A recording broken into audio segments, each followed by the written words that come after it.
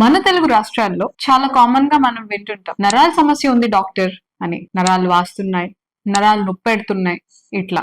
కానీ ఈ ఒక్క మాటలో 3 వేరు వేరు సమస్యలు ఉన్నాయి. ఈ గందరగోళం వల్ల చాలా మంది తప్పు మందులు తీసుకుంటున్నారు. ఇలా జరగడం వల్ల సరైన డాక్టర్ ని కలవడం బాగా లేట్ అయిపోతుంది. ఈ వీడియోలో దీని గురించి సింపుల్ గా మీకు క్లారిటీ ఇచ్చేస్తాను. నరాలు అంటే ఏంటి? తెలుగులో మనం నరాలు అని 3 విషయాలను అంటాం. 1 నర్వ్స్, 2 బ్లడ్ వెజల్స్ అంటే రక్తనాళాలు, అవి ఆర్టరీస్ కానీ వెయిన్స్ కానీ ఇలా. ఇవి కాకుండా జాయింట్స్ అంటే కీళ్లు. సో పేరు ఒక్కటే అయినా సమస్య 3 రకాలు. Nerve related problems. ఈ ప్రాబ్లమ్స్ లో లక్షణాలు ఎలా ఉంటాయి? చేతులు కానీ కాళ్ళు కానీ తిమ్మిరి పట్టేస్తున్నట్టుగా కానీ, లాగేస్తున్నట్టుగా కానీ, మంటలు కొడుతున్నట్లుగా కానీ కనిపిస్తుంటాయి.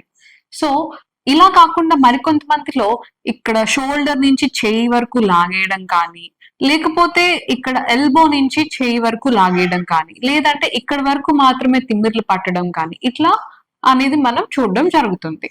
అయితే ఈ నర్వ్ రిలేటెడ్ ప్రాబ్లమ్స్ కి ఇమ్యూనిటీ రిలేటెడ్ ప్రాబ్లమ్స్ తో సంబంధం ఏమైనా ఉందా అని అడిగితే తప్పకుండా ఉంటుంది. ఎట్లా అనుకుంటున్నారా?